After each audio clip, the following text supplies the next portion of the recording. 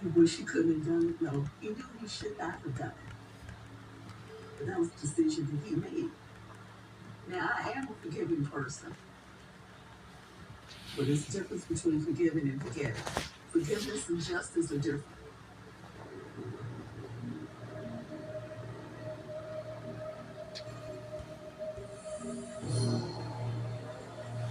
We found a large amount of videotapes in his home. Hundreds. He would call military recruiters and set up an appointment for his make-believe nephew. The reason he would do this is to lure the recruiters into his home. And once they were in his home, he would make sexual advances. I had the hatchet in the closet to hit him beside the head as he was leaving, but couldn't get the nerve. He was really a perfect candidate to have sex with, and then set him on fire.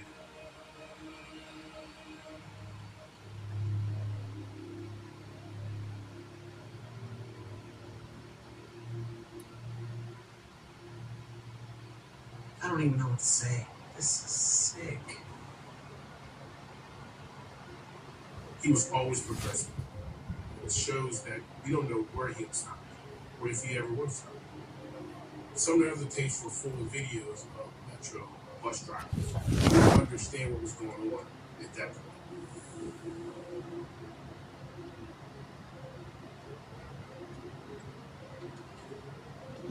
I had planned to step up the fires to Metro buses with the drivers driving.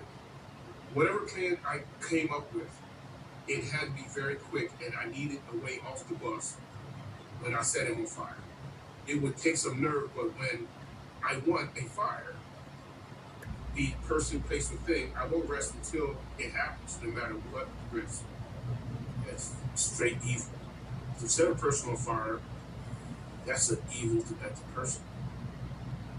He was crazier than we could ever imagine.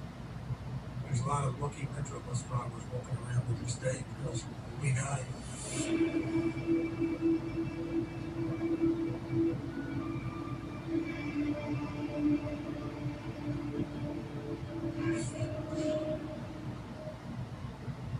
Justice was not served because my tax dollars are still going to feed this man every day.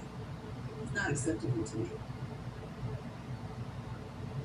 I'd like to see him shot in both knees, doused in gasoline, strike a match, and walk away.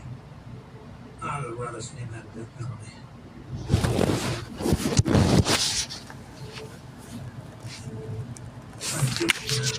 That's the scary part.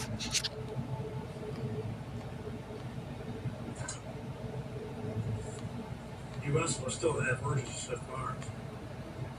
I believe those feelings will never leave me. They will be with me for the remaining days I have on this earth. I have to choose fires. That's crazy. There are moments during the course of each day when I would like to set an inmate on fire and get a rush. Even inside these walls, I see handsome young men who have been in the military, and I spend nights fantasizing on what it would be like to have sex with a soldier, a Marine, or even a sailor, then set him on fire. Pretty crazy.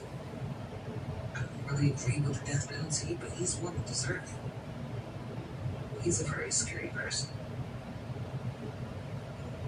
I knew he was a sick man.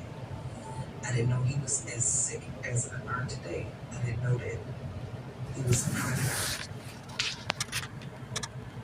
He would not be satisfied until he sets people on fire. That's what he wants to do. As time continues to fly past so quickly, I often wonder how will I be remembered. He's unforgettable. He did succeed at that. I'm considered what a serial killer, not a arsonist. And obviously, from reading the letters, that he's still not rehabilitated.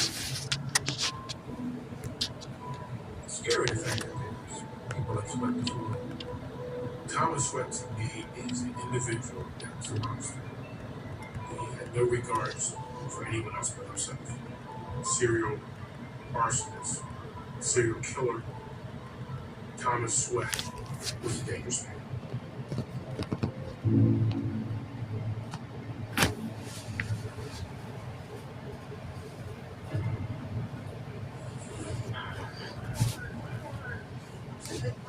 You would be holding a hostage.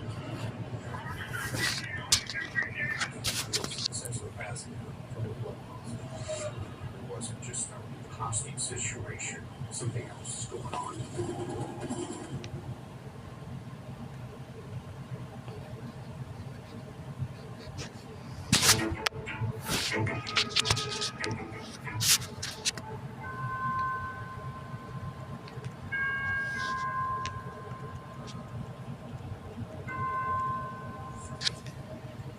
Amy wrote, "Shadows are created around us.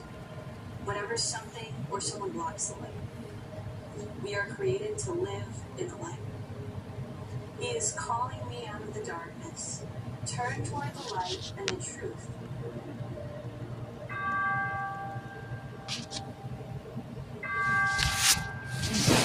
Amy's outlet was her journaling. She wrote to me about the Bible and having faith. I believe that her faith was important to her because she lived by her faith. She was the salt of the earth, genuine and loving. I found out that Amy had passed in a phone call from our mutual friend. The next sentence, I found out how she had passed. It's not a phone call, you want to get. 911 to 5 recorded. What's the address of your emergency? Hi, this is Brian Daniels, North Road. My wife just shot herself. Can you send me some help? All right, Brian, we'll get him right out there, okay? I remember my supervisor telling me we have a death investigation in Westfield, and it's a police officer's wife. That was a rarity to me. I had not experienced a case like that. She's gone. God. Okay, are you sure? Yeah. Brian's role at the Westfield Police Department, he was their evidence guy in the detective bureau. You both knew Brian. He was very well respected. When you walked in the Fanian house, what did you see? Then I walked into the dining room, and that's when I observed the body of Amy Fanian and a pool of blood on the floor. With a gunshot to the right side of her head. I saw a .45 caliber Smith & Wesson firearm on the stairs that led to the breezeway. There was a police radio, paperwork, mail, and so forth. Chairs pushed about.